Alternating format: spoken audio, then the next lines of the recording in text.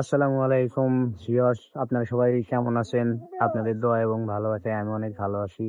তো আজকে মানিক ভাইকে নিয়ে আমরা আমাদের এই বাঙালি নদীর তীরে গান পরিবেশন করব। তো যদি আপনাদের এই মানিক ভাইয়ের গান ভালো লাগে তাহলে লাইক, কমেন্ট, শেয়ার করে দিবেন।